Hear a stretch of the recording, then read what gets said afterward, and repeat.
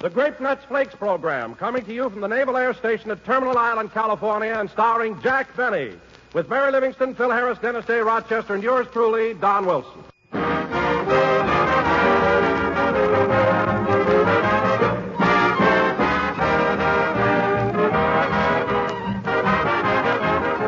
Now a little jingle, friends, entitled Reveille on the Home Front. 4 bowls of Grape Nuts Flakes, tempting as can be. Father came downstairs, then there were 3. 3 bowls of Grape Nuts Flakes, still quite a few. Sister spied her bowl, and then there were 2. 2 bowls of Grape Nuts Flakes. Hey, this is fun. Brother grabbed his bowl, then there was 1. Gee, that's cute. 1 bowl of Grape Nuts Flakes, sitting all alone. Mother claimed that, and then there were none. Well, yes, that's the way Grape Nuts Flakes disappear when you serve them for breakfast, thanks to that distinctive, malty-rich flavor. Your favorite Grape Nuts flavor in toasty brown flake form. So for a breakfast treat tops for its delicious flavor, make it Grape Nuts Flakes, America's fastest-growing breakfast cereal.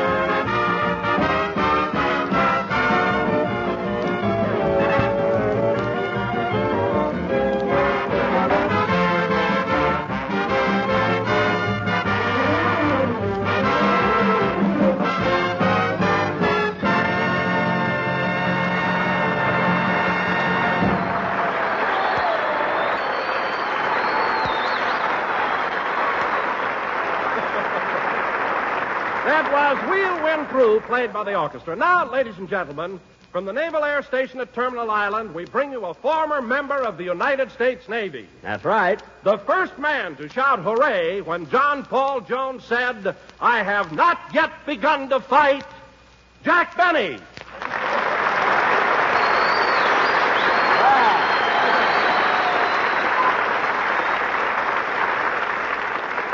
Yes, sir. Thank you, thank you. Hooray for Benny! Thank you, sir.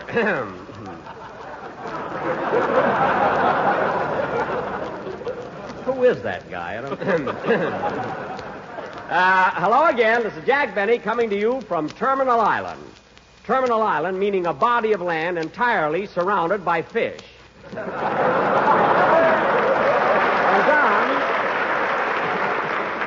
And Don, you're a little wrong on that introduction. I wasn't with John Paul Jones. That was my grandfather, Popeye Benny. Popeye. Oh, like Popeye the Sailor, huh? No, just plain Popeye. He had a head like a halibut. He was a gay old dog, though. Well, was your father in the Navy, too? My dad? No, Don. He was a very poor sailor. In fact, he had portholes cut in a bathtub in case he got seasick.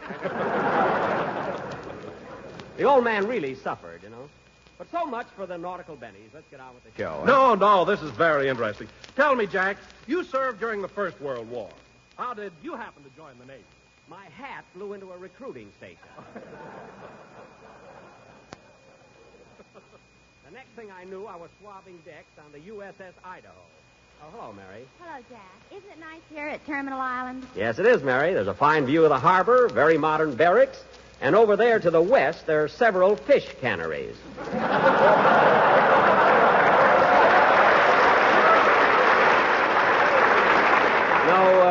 No kidding. Fish canneries? Yes. Oh, is that it? I thought it was the program.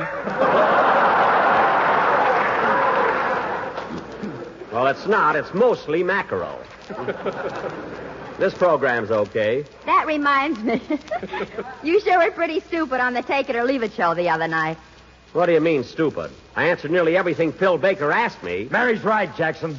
Oh, did you hear that show, Phil? Yeah, and when you fluffed on that $64 question, you embarrassed me frightfully. I embarrassed you? Why, certainly. You know, we're associated on the radio, and naturally, when you make a fool of yourself, it's what's this word here? Derogatory. It's derogatory to me. Phil, I'd give $1,000 if my tires were as thick as your head.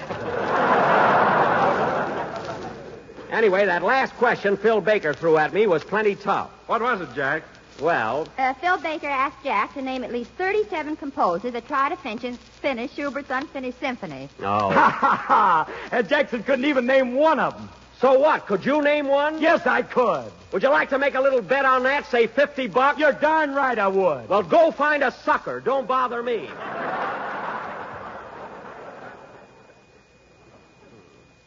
I went on that program. I lost the $64, so let's forget it. But, Jack, weren't you rather upset losing all that money? Not right at the moment, Don, but later that night before I went to bed, I noticed a rope around my neck.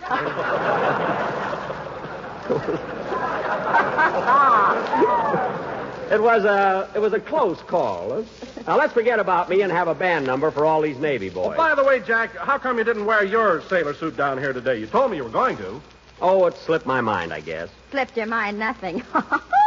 Tell him what happened. Oh, forget it. No. Tell us what happened, Mary. Well, Jack hadn't worn his uniform for about 10 years. Oh. So he opened the closet door, made a grab for his sailor suit, and the moths knocked him cold with a coat hanger. Somebody's been feeding those moths meat. They couldn't get that tough on wool.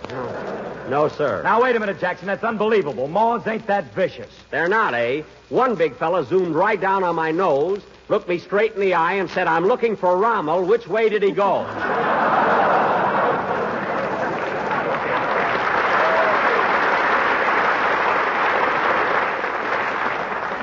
Now, that gives you an idea. All right, Phil, let's have your number. Oh, say, Mr. Benny. Well, hello, Dennis.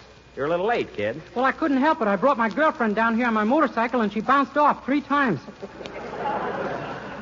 Bounced off? It takes time to keep going back for her, you know. Well, for goodness sake, if your girl kept bouncing off the motorcycle, why didn't you let her put her arm around you? Not me. I don't want to get married. You don't have to get married. Just let her hang on to you. Now, Phil... That's the way things start, brother. Dennis. Now, Phil... Say, I'd like to have you meet my new flame, Mr. Benny. She's a little black and blue, but awfully cute. Well, I'll meet her right after the program, kid. Play, Phil. Meet his girl. I can imagine any girl that would go out with Dennis. Believe me.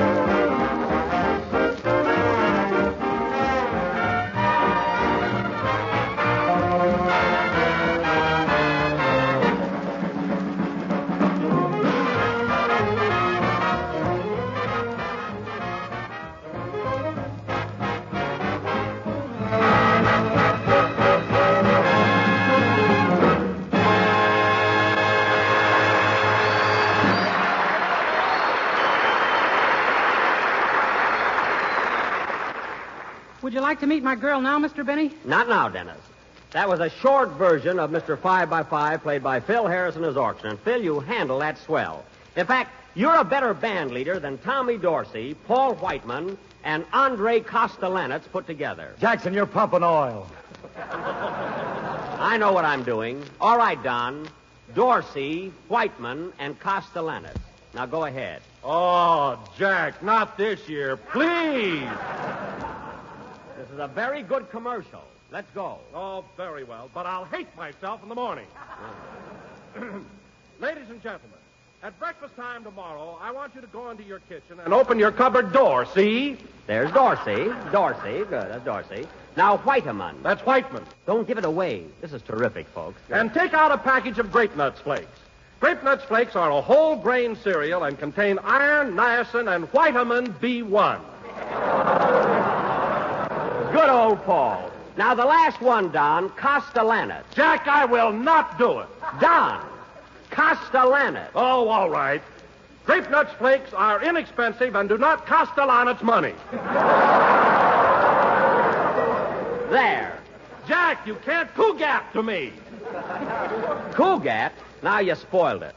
You spoiled one of the cleverest ideas I ever thought of. No kidding, Jack. Did you think that up all by yourself? Yes, ma'am. You mean nobody helped you even one teeny bit? No, it was my own little idea. Hold my coat, fellas. I'm going to let him have it. Mary, control yourself. Well, how about it, Mr. Benny? My girl is out in the hall. Do you want to meet her or not? I told you I'd meet her after the show. Oh, Jack, be polite to the kid. All right, I'll meet her. What's your girl's name, Dennis? Dorothy Lamour. Always bringing it. What? Dorothy Lamour? Yeah, she's a nice kid. She won't get in the way, Mr. Benny. Dorothy Lamour? Well, bring her in, Dennis. Bring her in. Come on in, Dottie. Well, I'll be darned. It's really her.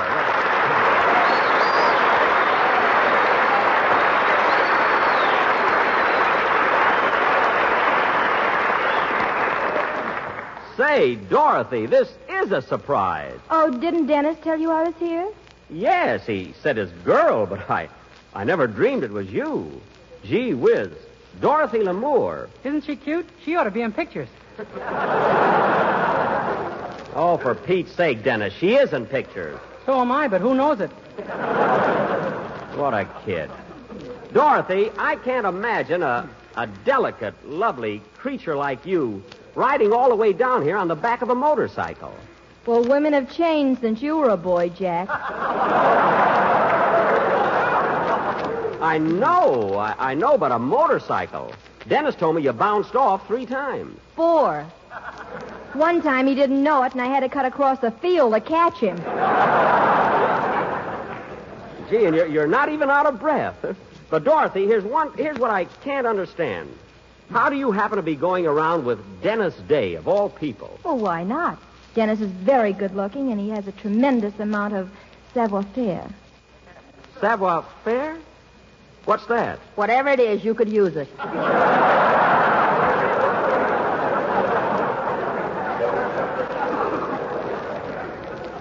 Is that so? By the way, Dorothy, you know Mary Livingston, don't you? Sure. Hello, Mary. I like your new hairdo. It's very becoming. Thanks, Dottie. I was noticing your hair, too. It's lovely. I worked all morning on mine, and nobody even mentions it.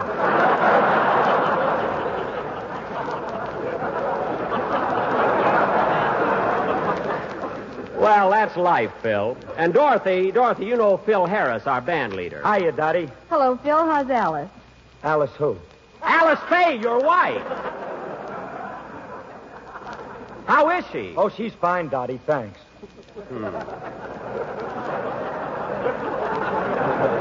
That is amazing, isn't it? That is amazing. I can't understand it. Dorothy Lamour going with Dennis Day. Why, Dorothy, I've asked you 100 times to go out with me, and nothing ever happens. Well, why don't you put a nickel on the phone sometime? Your carrier pigeon never finds my house. That's news to me.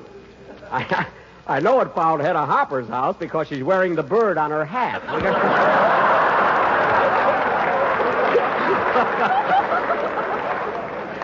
But, say, Dorothy, I didn't know they would laugh at that. I thought it was just for us, you know. Dorothy, you just finished Road to Morocco with Bing Crosby and Bob Hope, didn't you? Yep. We've been on more roads than a Burma shave sign. Well, Dorothy, how do you like working with Bing and Bob? Are they really such cut-ups? Yes, but when it comes to S.A., I'll take Dennis. S.A., what the heck is that? Sex appeal. Be happy.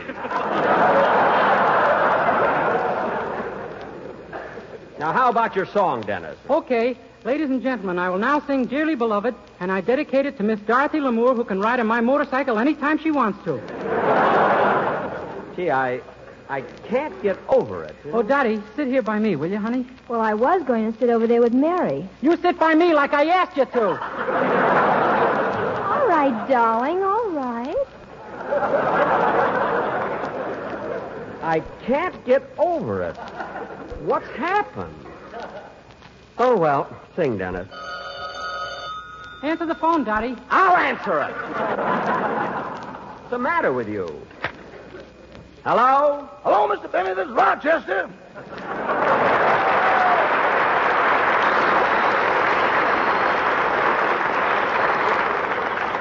Oh, hello, Rochester. What do you want? Boss, you know that horse you bought last week for $10?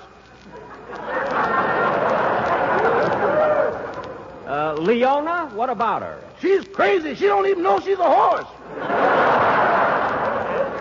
What are you talking about? Well, I pulled the buggy out of the garage to hitch her up, and then I had to leave for a second. Yes? And when I came back, she was sitting in it.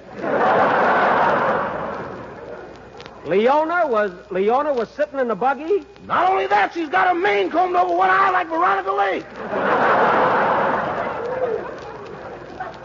Now, Rochester, you get Leona hitched up. I want you to meet me at the Santa Fe bus station when I come in and be on time. You know, a horse and buggy doesn't travel as fast as my Maxwell. Oh, boss, come now. Well, it doesn't. Now, get Leona out of that buggy. Yes, but how? It's very simple. Put some oats in her feed bag, put the bag on the ground, and when she jumps out, grab her by the tail. I did grab her by the tail. And what happened? It must be a spare, boss. It comes off.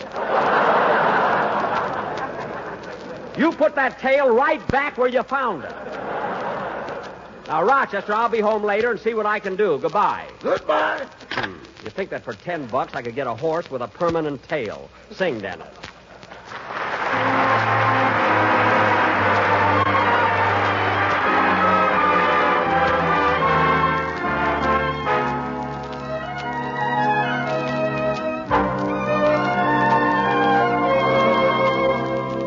Tell me that it's true. Tell me you agree. I was meant for you. You were meant for me. Dearly beloved, how clearly I see. Somewhere in heaven you are fashioned for me. Angel eyes knew you. Angel voices led me to you. Nothing could save me. Fate gave me a sign. I know that I'll be yours, come shower or shine. So I sang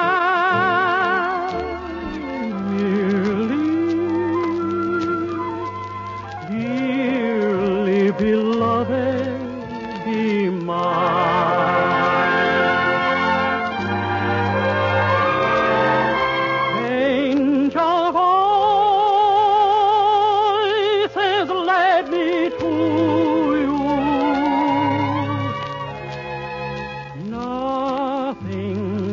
Save me, fate gave me a sign.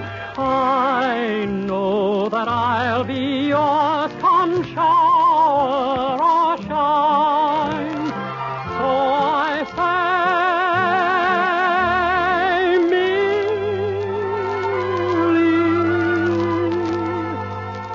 oh dearly beloved, please be mine.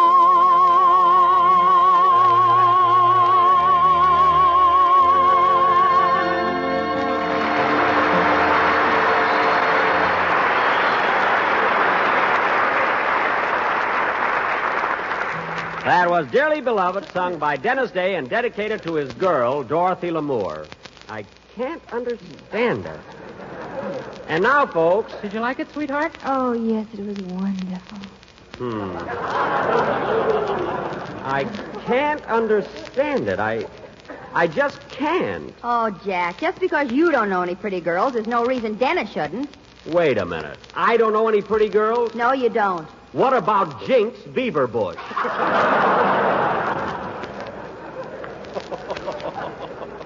What's wrong with her? She's got teeth like a beaver and hair like a bush. Yes. Oh, her teeth don't stick out so far. Go on. She's the only girl I know who can eat corn through a tennis racket.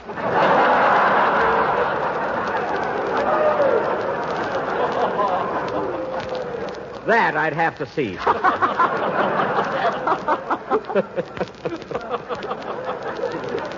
Now, let's, we're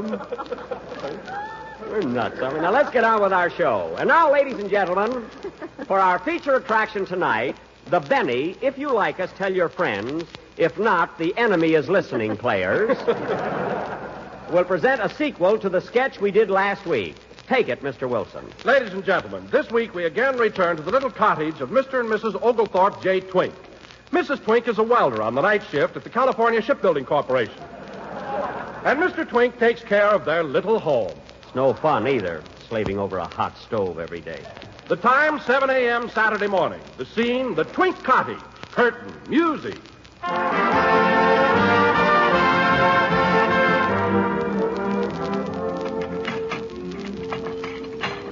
Oh, dear.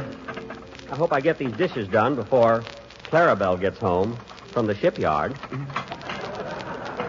I'm dreaming of a white Christmas, just like the ones I used to know, where treetops are gleasin' and girlies leasin'. Well, here are the twins, Joe and Josephine. Hello, Joe. Hello, Dorothy. Hello, Josephine. Hello, Daddy. Well, it's a living, Dorothy. Quiet. Well, kiddies, your mom will be home from the plant pretty soon and take us all out. It's payday. Oh, are we going to get boiled, Dorothy? No, we're going shopping. I'm a-dreaming of a white Christmas, just like... help me with these dishes, Joe. Okay. I'm dreaming of a white Christmas, just like the ones I used to know. Oh, shut up. Well, it's Clarabelle. Hello, dear. Hello, Oglethorpe. Who are these characters? Those are our kids, Joe and Josephine. Oh, yes. Well, it's payday, dear. Give me my allowance. You got your allowance. Yesterday, when I was asleep, you went through my overalls. So what? I got a screwdriver, 3 bolts, and a bag of Bull Durham. I gotta have money for some clothes, darling. Look how nice Mrs. Leroy next door keeps her husband dressed. Well, I've got a surprise for you, dear. We're all going shopping, and I'm going to buy you everything you need. Oh, goody. Come on, children. Come on, Clarabelle. We're all going downtown. We're all going shopping. We're all going shopping. We're all going shopping.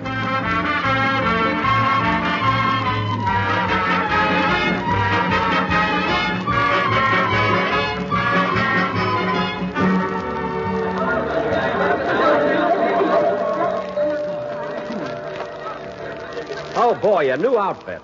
What are you going to buy me first, Clarabelle? It's up to you. What do you want, dear? Well, I would like to have another pair of shoes. Oh, there's a nice pair, dear. Dr. Croveney's foot girdles. And they're only $4.75. Give me the money. Here you are. Wait a minute, Oglethorpe. Yes, dear? Don't you think it'd be much nicer if you took this $4.75 and bought war stamps instead? Stamps for my feet? Gee, that wouldn't be... Oh, you mean war stamps. Well, I had my heart set on new shoes. I'm sorry. You'll just have to make the old ones do. Now, what else do you want, dear? Well, I could use a new pipe. My old one has so many holes in the stem that every time I puff, it plays I'm a ding-dong daddy from Duma. Oh, here's a pipe for $2, dear. Give me the money. Oh, just a minute, Ogle. You don't really need that pipe. Don't you think it'd be better to take the same $2 and invest it in some more war stamps? Yes, darling, but I wanted a new pipe. Well, you'll just have to make the old one do. Okay, I guess you're right, dear. Come on. Wow, look at that pretty girl modeling lingerie. Isn't she gorgeous? Sorry, Daddy, you'll just have to make the old one do.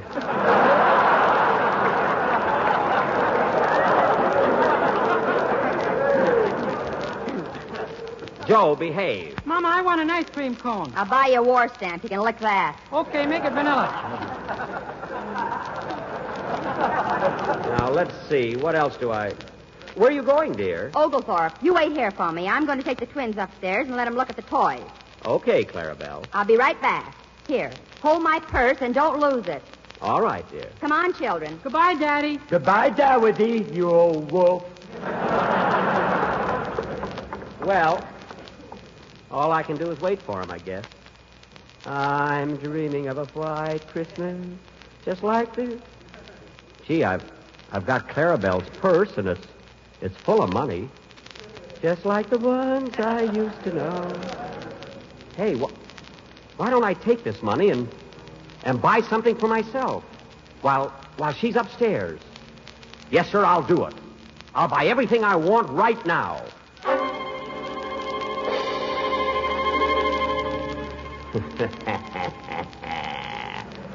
Just a minute, Oglethorpe, Twink.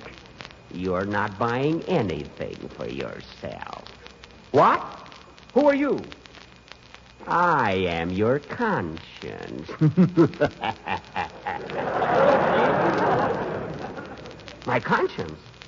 Gee, I haven't seen you since the Del Mar racetrack closed.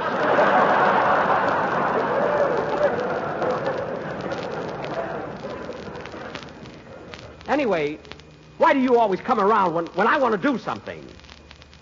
I'm always turning up, just like Eddie Rickenbacker. Well, listen, Conscience. Clarabelle's making a lot of money, and I don't see why I shouldn't spend it.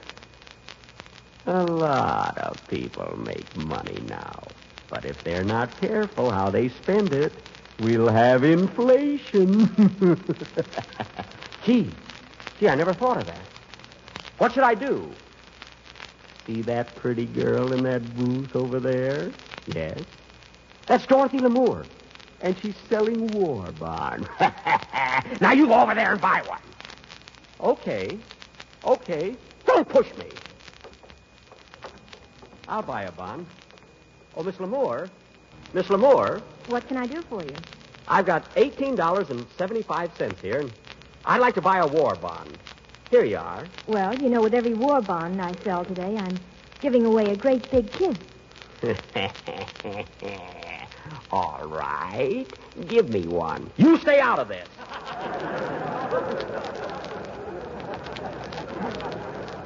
All right, Miss Lamour. I'm ready for that kiss. Let me have it. Okay, hang on tight.